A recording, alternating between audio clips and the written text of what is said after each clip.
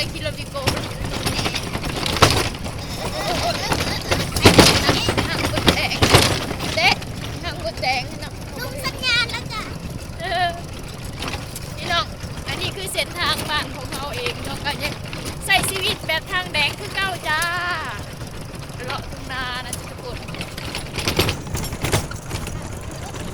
โอ้บอกเฮ้ยจังว่ามีอันนั้นนอนฮะมีแมงขนูนเนาะบริมาการมีแล้วเผยว่าฮะมันปงผู้เดียวนี่ส่วนเดี๋ยวไอ้แซมประกาศเอาเด้อแมลงขี่รถจักรต่อยเอาแล้วค่ะมันมีนะ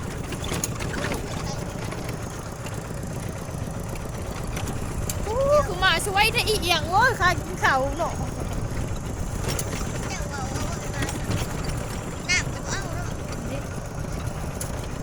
วัดหนึ่ง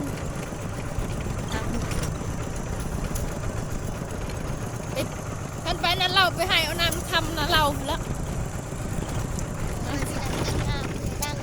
งามญี่ปุ่นเนาะพี่น้องฝากติดตามช่อง YouTube น้องเอียงนี่เด้อจ้าคาเลาะนาคือเก่าเด้อนี่เป็นไรแบบถ่ายไปหลายๆรถน้องเอียงเดี๋ยวพอดันเองสั่ง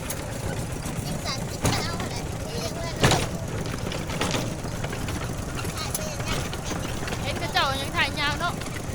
ฉันจะเทือนได้กับขอโทษขออภัยดูFCหลายอย่างเป็นฉันสุดต้ำสุดนะเป็นชุดนาทีโอ้กล้องเขาความจำเต็ม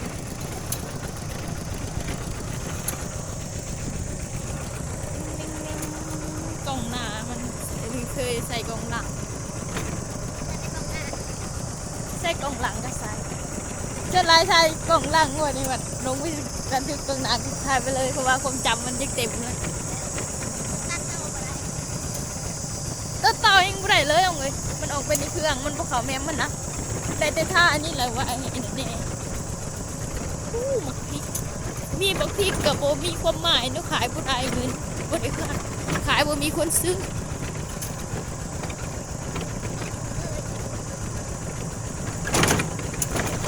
มือนี้โบเมนสิหอดวันที่1เลยประกันภัยยังไม่ได้จ่ายเลยเพื่อนได้มาละมีเงินจ่ายเป็นดอกแห้งเนาะ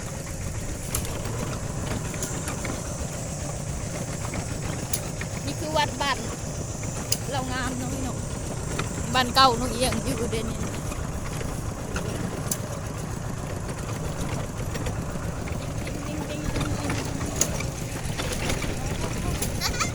เปิดมือใหม่ทีเลยคอยได้ทีเลยคอยจะคุยทีได้นี่นะคอยได้ทีวิญญาณอย่าบอกนะว่าไปกำลังไปไหนเป็นนะ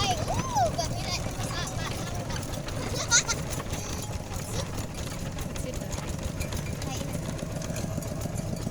ราจำวัน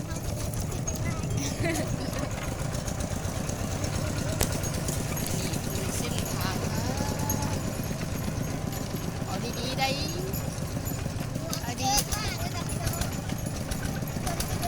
เอา